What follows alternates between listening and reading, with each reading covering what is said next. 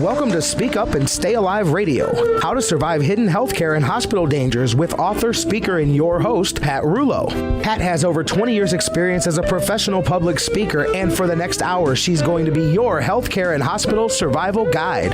And now your host, Pat Rulo. I can't bear it no more, baby. I got too much pride. But I'll survive. Hello, I am Pat Rulo, and I will be your hostess, your healthcare navigation hostess, where I will spend the next hour serving you a generous helping of everything you need to know to help you and your loved ones stay safe during any doctor or hospital visit.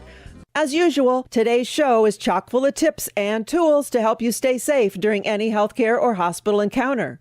What do seatbelts and smoke detectors have to do with healthcare safety? Our guest will enlighten us with his thoughts on how to think about patient safety in a bit of a different way. So sit back in your favorite chair, take notes, and enjoy your quiet time with me. But now let's discover the hospital hazard of the week. Not recognizing the need for an advocate. I challenge you to be your own advocate. A wise nurse attempting to tell us something without actually saying it offered this advice to my mom about 3 months into her hospital ordeal. The enormity of her words hit me as a blast of freezing cold air. She knew the faults of the system. She knew that if we did not try to save ourselves, we might not make it. Until that instant, I don't think I ever even used the word advocate. Well, what is a patient advocate? Well, even though I used to skip my Latin classes during high school to go hang out with my friends at Mobby's hamburger shop, I still managed to learn a few things. The word patient comes from the Latin word, and it translates to someone who suffers. As an adjective, the word means to bear or endure without complaint. And the word has chilling synonyms: uncomplaining, long-suffering, forbearing, resigned, passive, and calm. Should we really behave as patient patients? Do the submissive-sounding synonyms set the stage for their unconscious fulfillment? The word advocate comes from the Latin root vox, which means voice, making a patient advocate the voice of someone who suffers. That sounds like a heavy-duty responsibility, doesn't it? The National Patient Safety Foundation answers the question, what is a patient advocate? An advocate is a supporter, believer, sponsor, promoter, campaigner, backer, or spokesperson. It is important to consider all of these aspects when choosing an advocate for yourself or someone in your family. An effective advocate is someone you trust, who is willing to act on your behalf, as well as someone who can work well with other members of your healthcare team, such as your doctors and nurses. Who can be a patient advocate? A husband, wife, daughter, son, grandchild, neighbor, friend, coworker. In other words, anyone, you and me. You don't need to be trained in medicine, but you do need to be aware, willing to research and learn, and able to speak up on behalf of your friend or loved one. So what exactly does an advocate do? An advocate's job is to ensure continuity between people, departments, and facilities. Every hospital department, floor, or wing is its own microsystem or culture where the staff works together for similar purposes, using particular equipment and procedures to treat patients with similar problems. And because microsystems are unique little entities and are fairly independent of the larger hospital system, it can be difficult for one system to seamlessly link to another. This rift can cause fragmentation of care, and in a hospital setting, patients move from one system to another. For example, from cardiac surgery to intensive care to rehabilitation. And the handoffs or the transitions between these microsystems or departments can be dangerous. Quality of care can change as it crosses into a new microsystem, and vital information can be miscommunicated or perhaps not communicated at all. It's important to recognize this lack of cohesion between these systems. How can you be a patient advocate and be effective? The answer to that might take a while, but let me share some brief ideas. And of course, there's much more detail in my book, Speak Up and Stay Alive. Number 1, have your patient introduce you to the doctors and nurses in charge. Let them know that you will act as the advocate and to allow your questions and concerns as if coming from the patient. 2, understand your patient's wishes in the event of life support, Read and review all signed advance directives with your patient, including living wills, power of attorney, or healthcare power of attorney paperwork, organ donation forms, and do not resuscitate orders. 3, to minimize the chance of conflicting orders from specialists, have one doctor coordinate your patient's treatment. Ask the name and title of every caregiver and ask how they fit into the caregiving team. 4, know the time of day that the doctor or team makes their rounds. This tiny amount of time holds an entire day's worth of information. Find out the plan for the day, any medication changes, test results, or changes in diagnosis or treatment plans. Your patient may be asleep or groggy. This is your time to shine. Number 5, shift change is a highly dangerous time. Mistakes happen during these handoffs, and as an advocate, use this time to inform and remind the new shift of any important changes or circumstances surrounding your patient. And if you can't be there, leave notes on the bed tray and call a few hours after the shift change to make sure that the new team is well informed. 6, stay with your patient during all trips out of the room, including gurney or wheelchair visits to radiology, testing, or procedures. Number 7, question new medications before allowing your patient to take them, and keep track of all medications, what they look like, their name, dosage, and time to take them. 8, make sure the staff wears gloves and watch for good hand hygiene. 9, keep copies of test results organized in one folder. And finally, use the Speak Up and Stay Alive patient safety logs to keep track of everything that happens. What may seem unimportant today may become a pivotal piece of information in the future, and you can find those at the speakupandstayalive.com website. Can you advocate for yourself? Yes, and you should. However, when you're sick and in a strange place, you may not have the awareness to think about microsystems, handoffs, and communication mishaps. And that is why it is important to have someone with you, or have a rotating group of people with you, watching everyone and everything, questioning, reading, researching, and coordinating. That is the job of an advocate. And with that, let's hear some legal news you can use. Let's spend the next 2 minutes with our friends at Schraff & King. They always have the answers. Well, David, Peter P., Facebook, if someone thinks they have a malpractice case, what should they do? We will consult with clients regarding medical malpractice cases, possible claims in that regard. They contact us to schedule an initial consultation. Those will generally be done at no charge. At that point, we'll gather as much information as we can from the client. And from there, it's basically an investigative process. We will examine the information that we need to, including typically medical records after acquiring those, and evaluate the possibility of a malpractice claim, and then we will work closely and directly with the client in making decisions where to go from there. And if our listeners have more questions, where can they reach you? We can be reached by telephone at 440-585-1600, on our website at www.schraffking.com, or you can email us with some general inquiries at info@schraffking.com. Great advice. Thank you for taking the time to help us today. You're welcome, Pat. If you have not taken care of your advance directives, write this number down and get it done today. Schraff & King. Give them a call. 585-1600.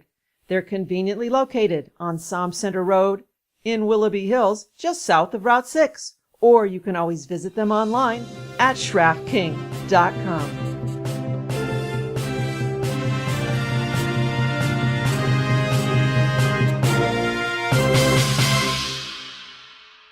I'm Jerry the Germ with a Speak Up and Stay Alive healthcare safety snippet just for you. Sponsored by the Junction Auto family. People you can trust for your next Buick, Chrysler, Dodge, GMC, or Jeep. US 322 and Ohio 44 since 1931. Visit JunctionAutoFamily.com. If you want to pay more, that's your business. If you want to pay less, that's Junction's business. Here's our expert, Pat Rulo. Hey, Jerry. Even though you think you're really cool and invisible, smart hospital patients know that you and your buddies hang out all over the place. Doctors lab coats, privacy curtains, and even hospital pillows. My friends know not to bring their favorite pillow with them to the hospital and then bring it back home. You'd just love to hitch a ride and get out of the hospital, wouldn't you? Well, if we must bring a pillow, we bring a cheap one and leave it at the hospital as a parting gift. No cross-contamination here. We're not sleeping with the enemy anymore. Listen to Speak Up and Stay Alive Radio every Saturday morning. For more information, go to speakupandstayalive.com.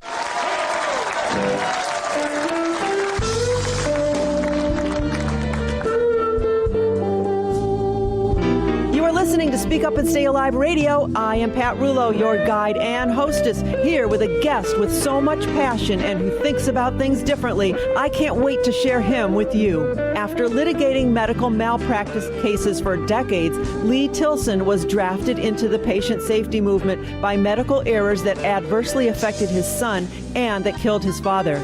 Listed in the best lawyers in America, Lee has been a frequent public speaker, has written numerous articles and book chapters, has presented at grand rounds, and has taught health law, was invited to a World Health Organization meeting on patient safety, founded the Birth Trauma Litigation Group, and is a philosopher whose core value is people matter. Welcome to the show, Lee. It's a pleasure to be here. Well, Lee, before the show, you and I briefly talked about patient safety today, and you shared with me your viewpoint that when we look at the poor progress in the field of patient safety, maybe we need to ask if we are thinking about the problem correctly. What did you mean by that, and can you give us some examples? Sure. Well, anytime you throw the kind of resources at a problem, like patient safety, and by resources I'm talking about millions and millions and millions of dollars, all kinds of private agencies, staff people at virtually every hospital in America, quantity of medical articles that are published every week on patient safety or quality of health care in some way or other, the resources that have been poured into it are staggering. When you look at the data about how outcomes are being improved, you see some improvement, but it's really quite minimal. I have my own little problem-solving checklist that I developed after being a philosopher. First rule is don't reinvent the wheel. If somebody solved the problem, see what works. See what worked in the past. As it turns out, the Anesthesia Closed Claims Project, for a tiny, tiny fraction of the money, virtually wiped out anesthesia malpractice in the United States. In 1985, the ASA got together with the University of Washington in Seattle and about 38 insurance carriers, I'm told. For less than $250,000 a year, they funded this project that has essentially eliminated anesthesia malpractice as something that can happen to us as patients. And I remember back in the early 80s when practically every week I'd read about some astronomical anesthesia malpractice verdict. I haven't seen a news report of an anesthesia malpractice verdict in at least probably 6, 7, 8 years. And this problem has been solved. I would think that it would at least be rational to say, what did they do that we're not doing? And have they already invented this wheel, and do we need to find out what they're doing? Because it's a tiny, tiny fraction of the money that we spend every year on patient safety in the United States. I have a few other perspectives to offer, but my first and most important thing to say is let's think about how we're supposed to think about solving problems. The first rule is if somebody's already solved the problem, see what they did. And we're not doing it. So the Anesthesia Closed Claims Project was brought about because that was probably the top reason for malpractice cases. And they then got together and they redesigned what? Everything. But they had one particular starting point, and it's a starting point that most of patient safety, so far as I can tell, tends to avoid. The starting point was malpractice cases, and they would start off with a malpractice case, and then my understanding is what they did is they made it impossible for the injury to occur in the way that it had occurred. It was not just trying to prevent errors. It was trying to prevent injuries. Here's an example. Back at the time, there used to be two very different kinds of ventilation machines for surgery. On one machine, to increase the oxygen saturation level for the patient, you turn the knob to the right. On the other machine, you turn the knob to the left. And it's a setup for an error. It's a setup for somebody to get asphyxiated, because sooner or later, as long as that happens, somebody that's been trained on one machine is going to be providing oxygen to a patient, ventilation for a patient during surgery on another machine. And somebody sooner or later unconsciously is going to make a mistake. What I was told by the staff at the Anesthesia Closed Claims Project is they got everybody in a room together, the manufacturers, the devices, etc. And they said, look, as long as this is true, this is a setup for somebody to have a very serious brain injury or die. And it's been happening.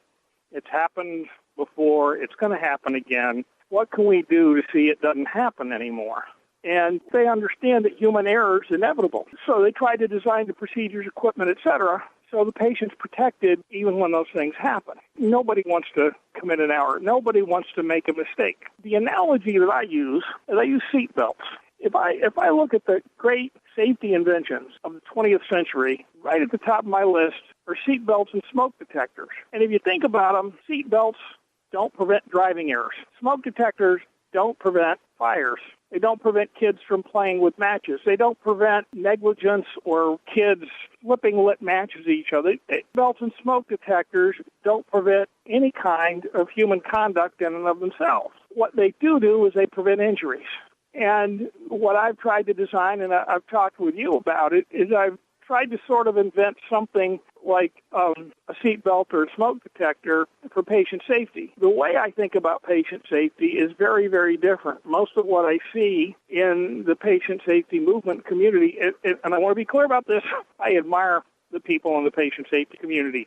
I have great admiration, respect, affection, and all those things. They're working on a very, very difficult problem. This is not intended to convey the slightest bit of disrespect to anyone in that field. But at the same time, I have to wonder when the quantities of money that are spent on patient safety are staggering, the results are disappointing, a lot of people are still being injured and killed. I have to wonder and ask, might there be a better way?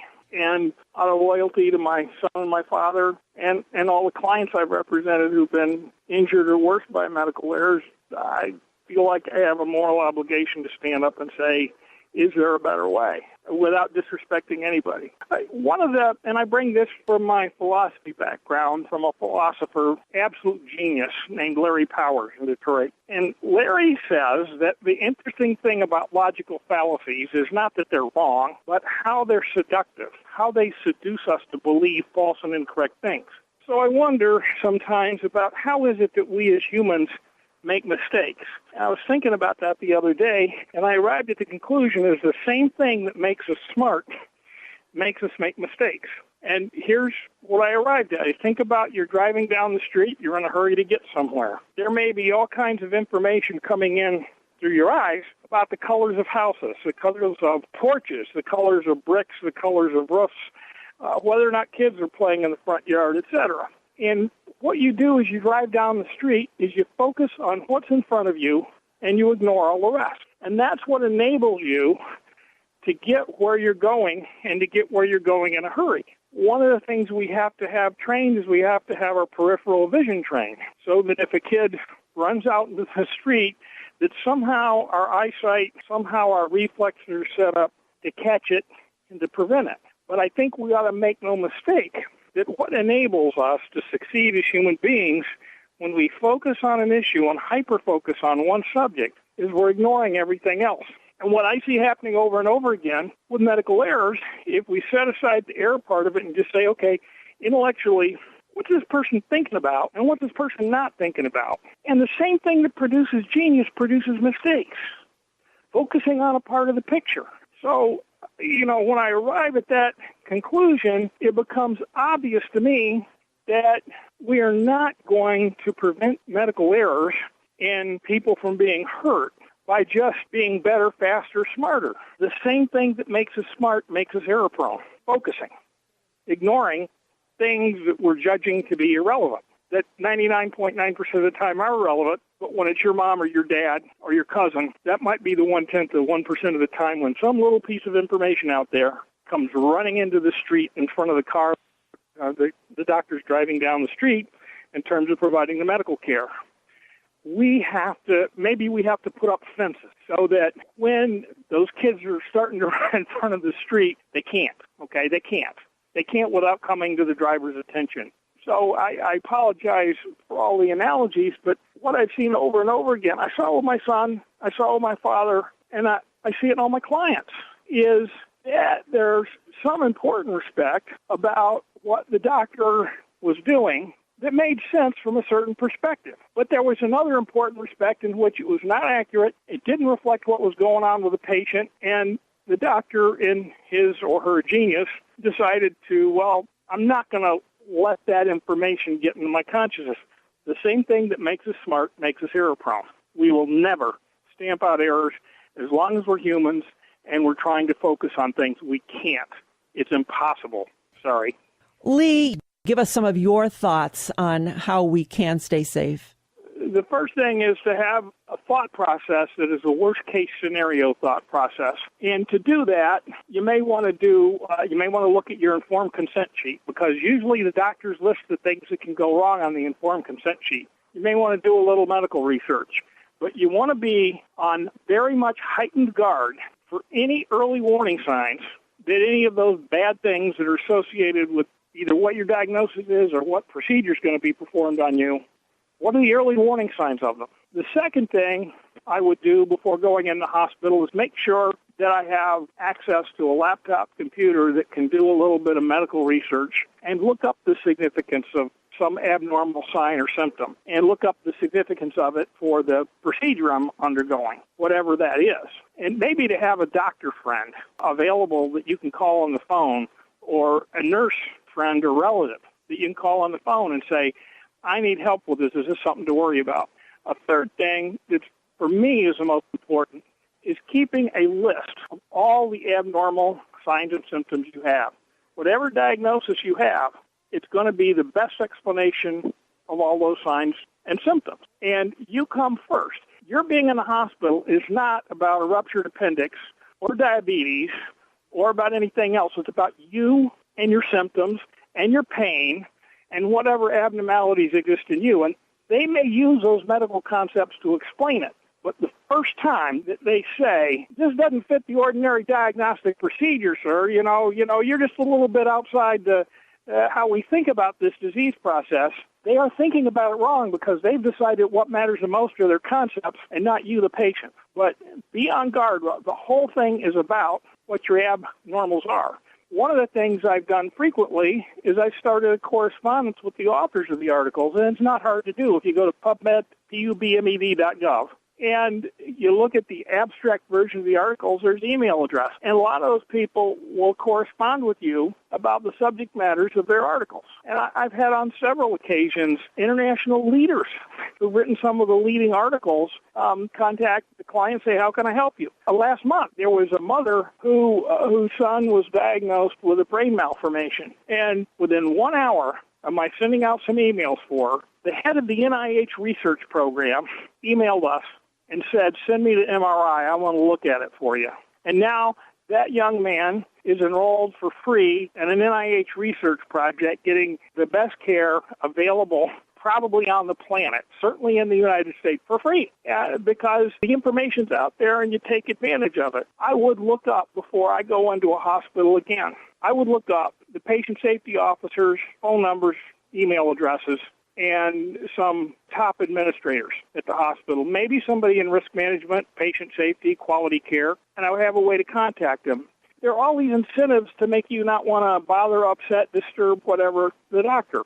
You need to have your perspective changed. You need to understand that family member that's there needs you, and needs you maybe to be willing to upset a few people to save their life. I failed my father.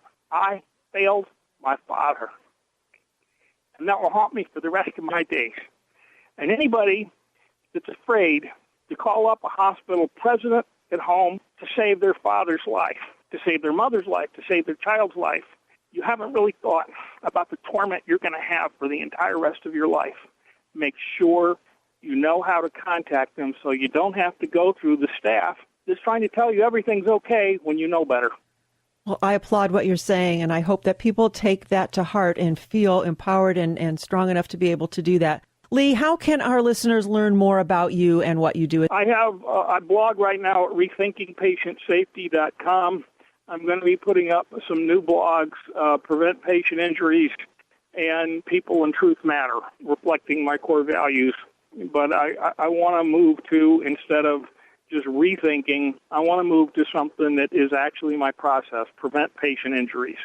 And that's where I'm going to be going in the future. Right now, it's rethinking patient safety. And I want to thank you for all you do. I looked at all the literature that you put out on your website. I looked at all the advice.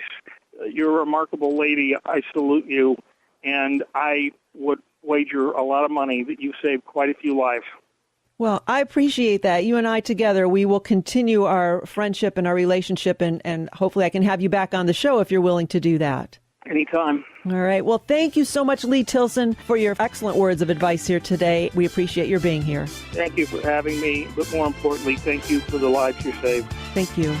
This is Speak Up and Stay Alive Radio. Stay tuned for emails and everyone's favorite game, Fear the Wheelchair.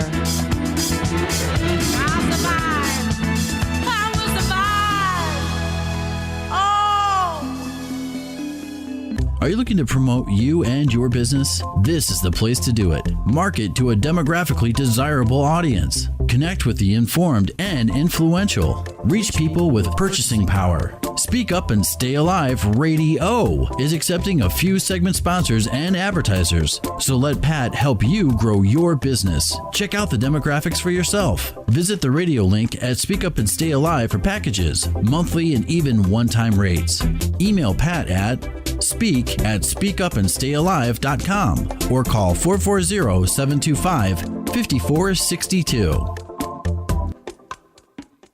We were surprised when Dad brought up hospice care. I thought you called when you were all out of options, but Hospice of the Western Reserve has been helping care for Dad for some time now. I'm so glad we called when we did. Their support has given us quality time I'll remember forever. With Hospice of the Western Reserve, you can choose when, where, and how you receive care. Discover why the hospice of choice is Hospice of the Western Reserve at hospiceofchoice.org. With all of the changes being made within the healthcare world today, not only is it confusing, but it is increasingly more expensive, and doctors and their practices may not be able to see all of the newly insured patients. That's why I always encourage our listeners to take care of themselves now in order to avoid a potential hospital stay. Listen as I spend the next 2 minutes with my friend, Dr. Tad Roediger of Roediger Chiropractic. He's got ways to keep us well. Well, Dr. Roediger, tell us, how can your chiropractic services help keep us well, safe, and out of the hospital? That's a great question. I'd rather see somebody once a month making sure that their body, their joints, and then most importantly, their nervous system works as close to 100% as possible so that their body can work and function and their nervous system can be 100%. And so checking somebody once every 3 or 4 weeks to make sure that they stay healthy, that they stay good. I had back surgery in 1986. Of all the things I wish I could undo in my life, I wish I could not have the back surgery and tried chiropractic first. But my wellness check for me is once a week. And that's so I can get on the floor and play with my 5-year-olds, so I can run half marathons, and so I can play golf. More importantly, work with my patients, okay, and still be active and not be hurting. And so mine's once a week.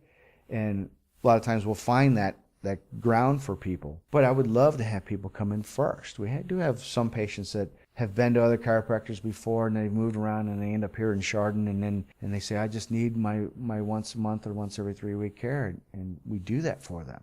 And that's fantastic. It's so great to see somebody come in and say, oh, Pat, how do you feel today? I feel fantastic. Great, let me check you out. And usually we'll end up adjusting a handful of spots because using the activator method doesn't have to hurt. Vertebrae can get out of alignment and don't have to pinch nerves. That's one of the tough things to remember. You can feel good, but you can still be out of alignment. Just like your car can still kind of drive straight, but it can start to get out of alignment. And if you went every 6 months or so and get a wheel check, maybe you wouldn't need a big wheel alignment in a year or so. And that's where I really think that the regular checkups once a month or so helps keep people really functioning at their best. I encourage you to visit Dr. Roediger for a consultation. Call him for an appointment at 440-285-0756. Dr. Roediger is located in Chardon, Ohio at the Village Station, 401 South Street, just 1/2 mile south of downtown Chardon off of Route 44. Or you can always call him at 440-285-0576.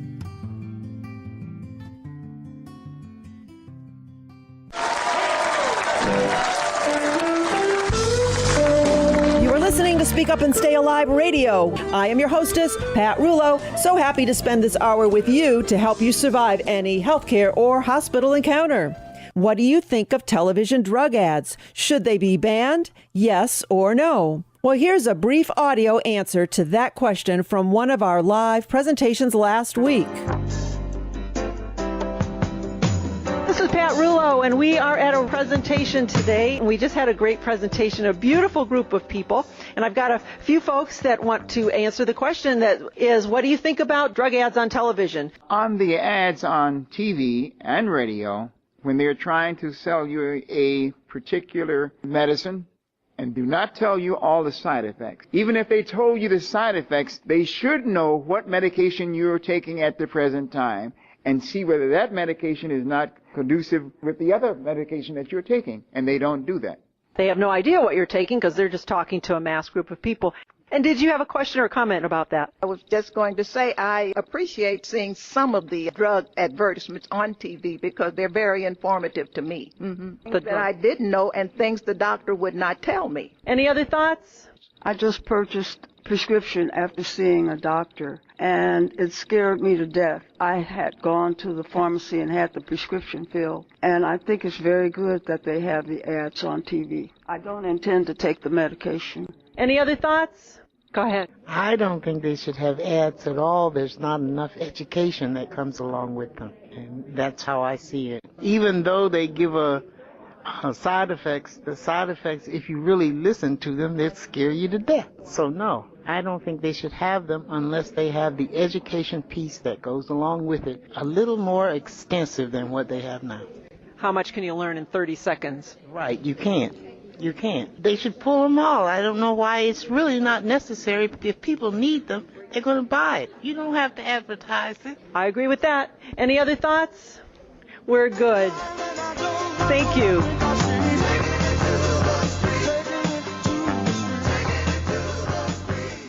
So, somewhat of a mixed viewpoint.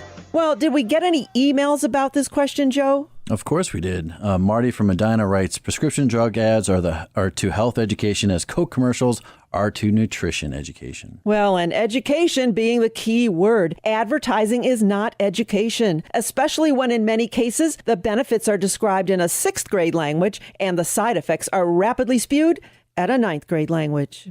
Lacey from Parma says the solution to this problem is simply get rid of your television. Life is so much more peaceful, happy, and healthy without television. This is one of the best home remedies with no lasting side effects. Instead of watching TV, listen to the radio. Oh, yes, Lacey, especially if you're listening to Speak Up and Stay Alive radio. Joe? Grandpa Mike wrote, I just want to watch the game and not be forced into a birds and bees discussion with my grandkids. I hear you, Grandpa. What is Cialis? Seriously? Maria, 23, wrote, my father lives out of state, and every time he gets a new prescription, he tries a different pharmacy to take advantage of any incentives they offer. I'm a little worried that things might get mixed up. Yes, Maria, you are right to be concerned. Make sure your father is getting all of his medications from the same pharmacy, or at least the same pharmacy chain. Most pharmacies now have computerized systems designed to alert you if there's a possibility of any sort of drug interaction. Loretta T. asks, my doctor recommended surgery, and I don't like the idea. Will he be upset if I get another opinion? Should I tell him? Well, Loretta, when surgery is recommended, patients often seek a second opinion. Hearing the views of 2 different doctors can help you decide what's best for you. Doctors are used to this, and most will not be insulted by your request for a second opinion. Your doctor may even be able to suggest other doctors who can review your case. In fact, your insurance plan may require it. Always remember to check with your insurance provider in advance, though, to find out whether a second opinion is covered under your policy and if you need a referral form from your primary doctor. Stanley in Erie says, here's an important if.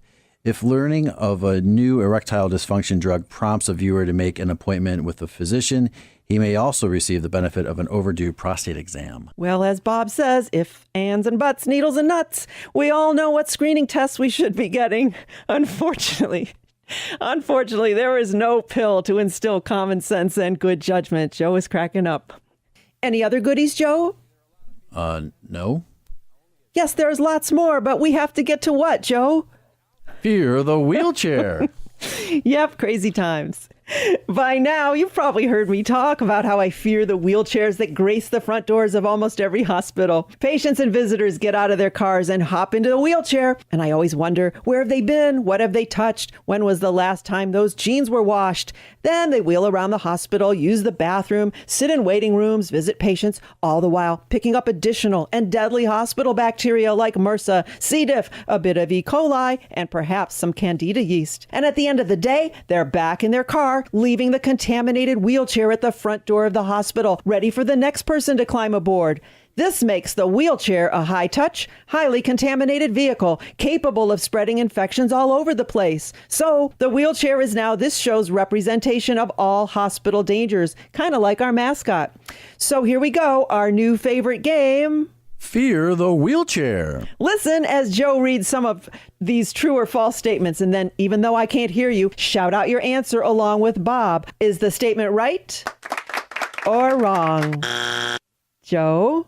All right, here we go. Right or wrong? Shift change is a dangerous time because nurses are changing clothes. Ooh, what do you think, Bobby? Oh, that's wrong.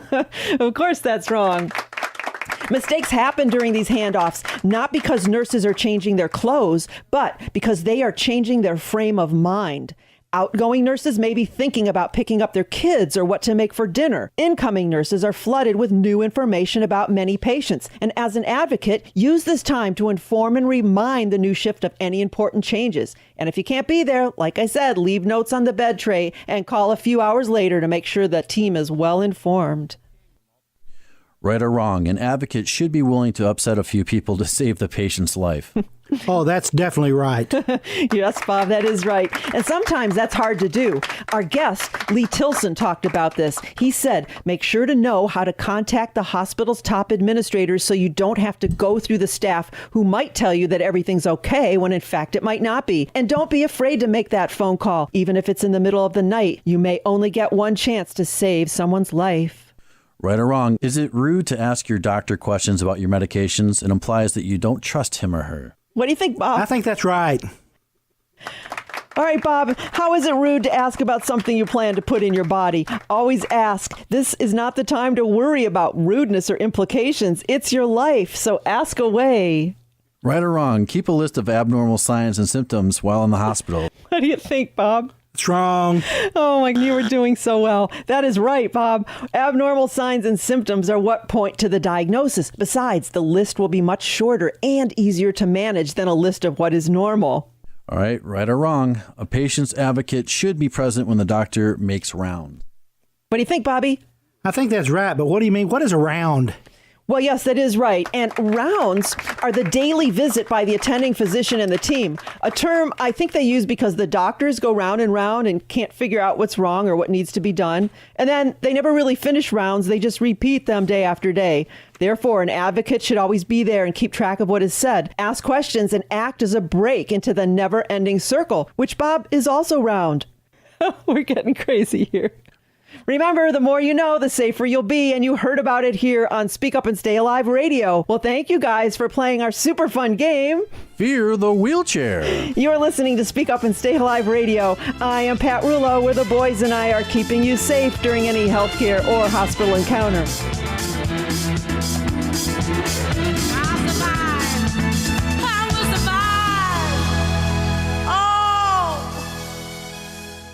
Tired of the same old presentations? Can you forward to slide 38, please?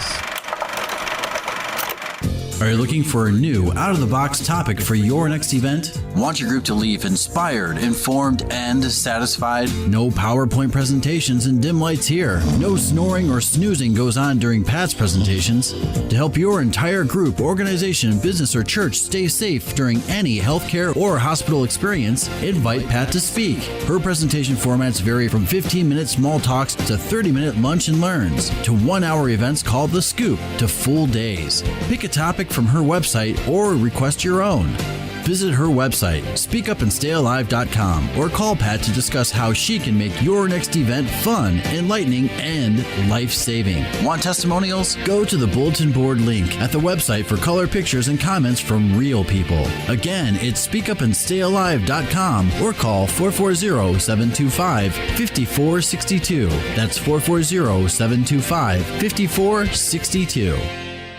Know you've been a good friend, and that's in the thick and thin, and I know it's never gonna end,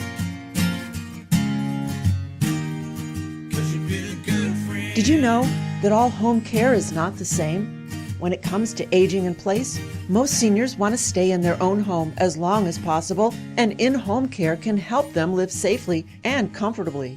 But there are many types of home care providers that provide a variety of services. Listen as I introduce my friends Jack and Bonnie Warren from Comfort Keepers, serving Ashtabula, Lake, Geauga, Lorain, and Medina counties. Jack, what is the difference between home care and home health care?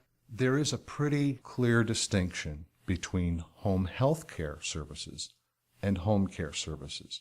Now, Comfort Keepers is a home care company. We deliver those services that include housekeeping, meal preparation, laundry, linen service, those types of household maintenance things, as well as some personal care needs. Home health agencies will deliver more skilled services that may include bathing and incontinence care, but more things like wound care and physical therapy and occupational therapy that are typically covered by insurance companies and Medicare, Medicaid, whereas our services are private pay and don't qualify for Medicare payment. So this is a private pay service that allows you to age in place, enjoy the comfort of your own home, and regular day-to-day living.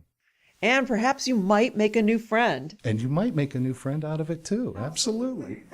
For more information about how Comfort Keepers can help you or your loved ones, contact them. They're local. Here's the toll-free number, 866-942-1960. That's 866-942-1960.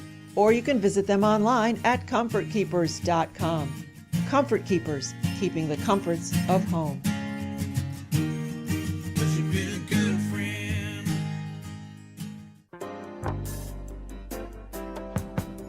Well, today we're here talking with the members in the audience, and so we're just going to go around and see what folks might have to say about the patient experience and what that means to folks. I used to be in the healthcare industry prior to being the activity director here. Yeah, let's talk about the patient experience. What does that mean to you? I always say that I want people to treat the patients as they would treat their own grandmother. When you're in that kind of experience, you hope that you get the best care possible. And this is what I do here. I treat everybody the same way I would want somebody to treat my grandparents. I would rather be treated by a really small family-type hospital that doesn't have all the glitz and glam and know that I'm going to be well taken care of and loved, and the sincerity that comes from the heart, versus being in the Ritz and left laying in my room and not being taken care of. I think that part of the patient experience would be that as soon as you ring that button, somebody comes into your room and doesn't leave you laying there. Thank you. Anyone else? Yes. So we're talking about the patient experience here. What does that mean to you? Well, that means how a patient is treated, and the nurses and everything treat you, and their capabilities on what they're supposed to be doing. Now, I was in the hospital 2 years ago with colon cancer, and I was operated on. The head one would tell you when you have to get up to go to the bathroom, you call somebody to come and help you get up, because I was in pain and I couldn't hardly move, without help. One of them would come down the hallway, and I'd ring the buzzer, and they'd come in after a bit, and I'd say, I need help getting up out of bed. Oh, go ahead and get up, you can make it.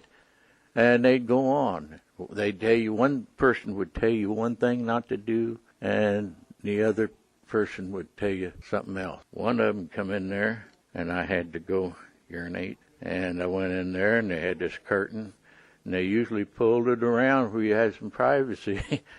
And this one, she stood there, and I said, "You gonna pull it around?" "Oh, no, just stand there and redneck it." And if I'd been 30 years younger, it might, I might have went for that. But to me, that was, I said I'd never go back to the hospital, and I never will. Well, to tell a patient to go ahead and redneck it when they're going to the bathroom, I don't think that's part of a patient experience. Well, that's an experience, all right.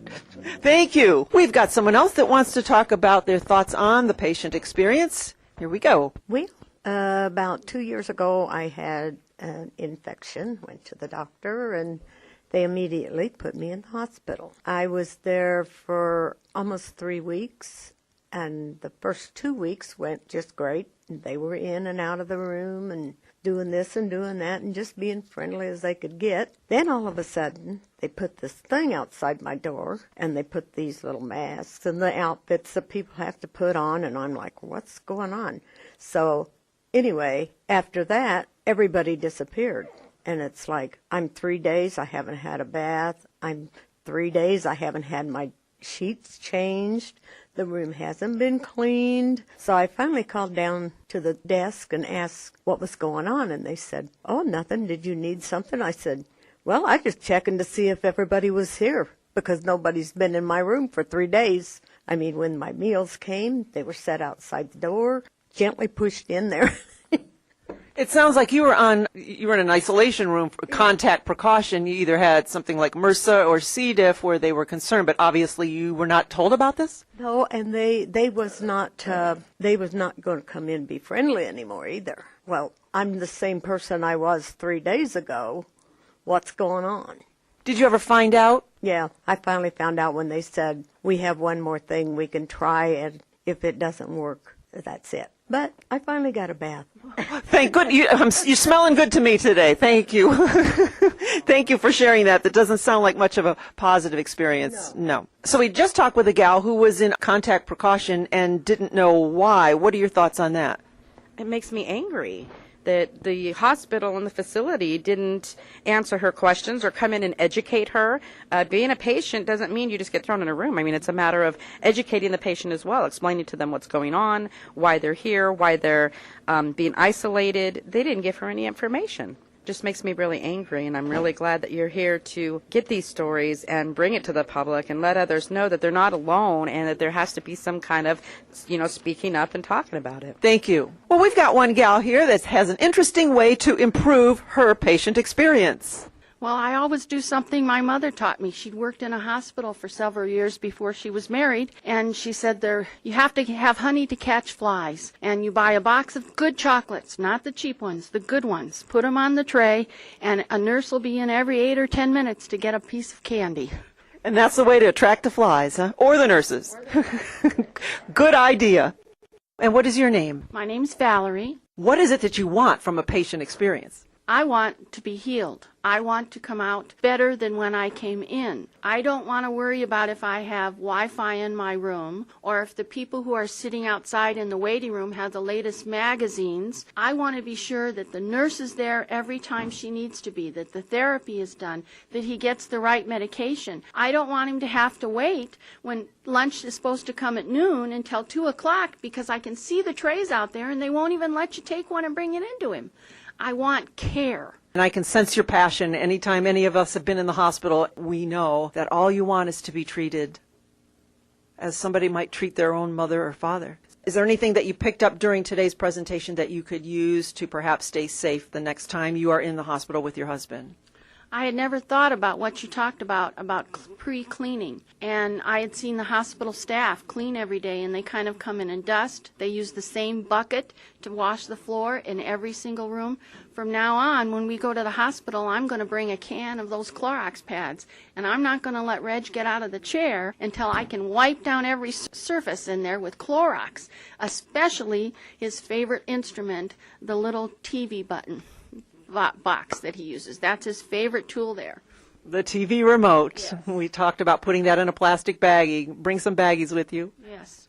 So these are really great ideas, and especially because this is something for us that's going to be ongoing. I wish I had known about this before. There's so much information here that would have made my husband safer, and in the future that's going to make me safer if I need to go into the hospital. I'm glad then that you were able to attend today, and hope that you read the book and listen to the radio shows, and I appreciate your speaking with us today. Thank you. Oh, you're very welcome. Thank you so much for coming and giving us this information.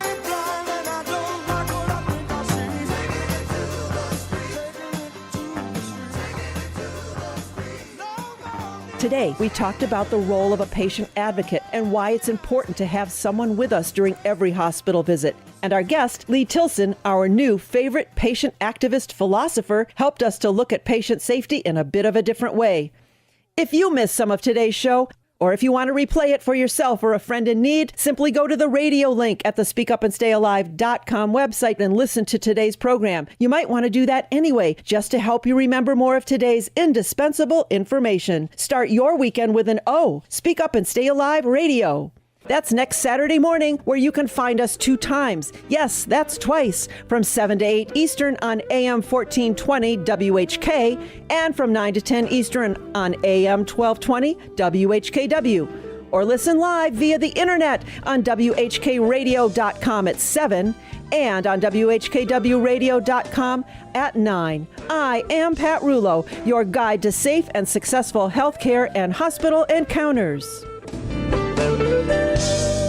The information provided in today's broadcast is for informational purposes only and was not intended for use as diagnosis or treatment of a health problem or as a substitute for consulting a licensed medical professional.